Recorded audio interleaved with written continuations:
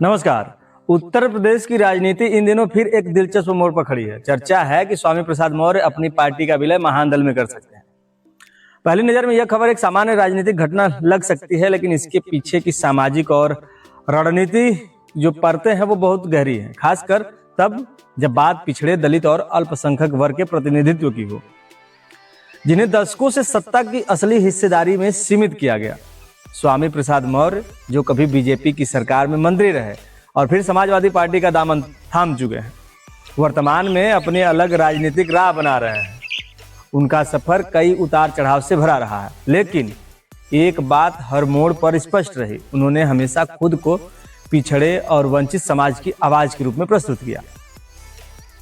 दूसरी ओर महादल के प्रमुख केशव देव मौर्य की पार्टी भले ही आकार में छोटी हो, लेकिन उसकी पकड़ खासकर कुशवाहा, मौर्य, शाक्य, सैनी जैसी पिछड़ी जातियों के बीच गहरी रही है।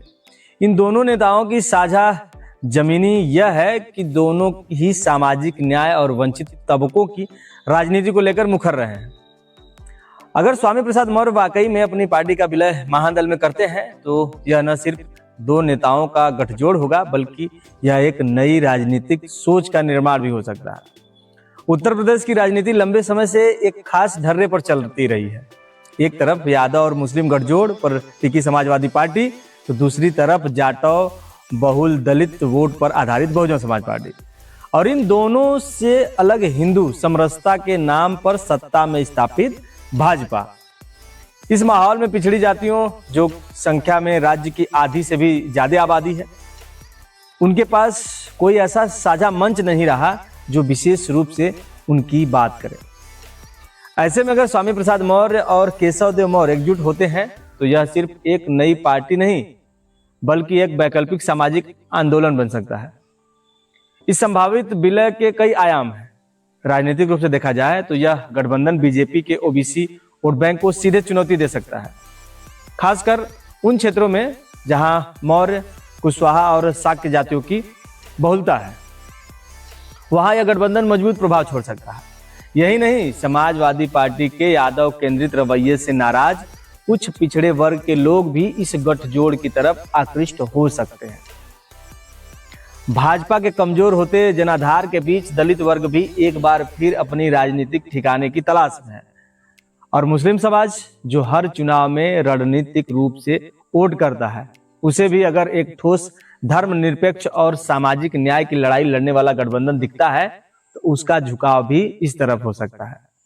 हालांकि किसी भी राजनीतिक गठबंधन की सफलता केवल वोट बैंक की जोड़ घटाव से तय नहीं होती।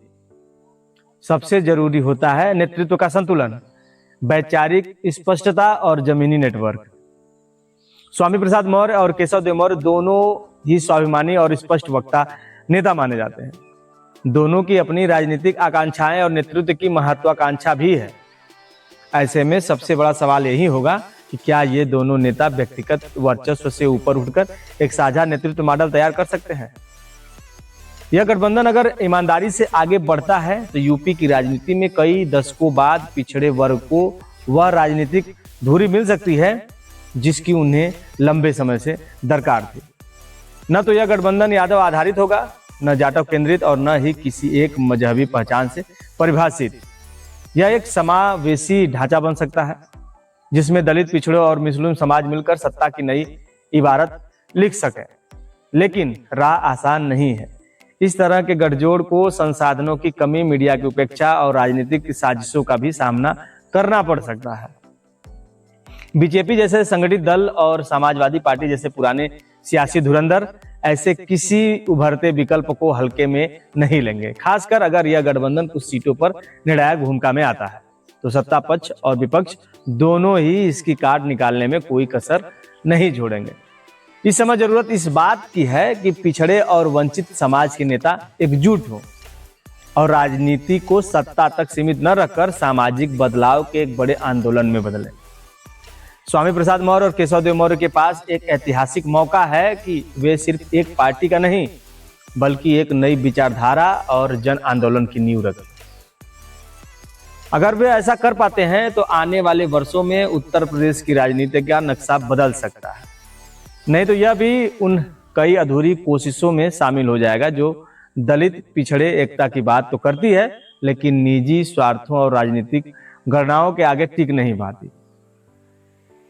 अब सबकी निगाहें इन दो नेताओं के फैसले पर टिकी है। क्या वे अपने अपने दायरे से बाहर निकलकर इतिहास रचेंगे, या फिर यह अवसर भी बीते समय की एक और संभावना बनकर रह जाएगा?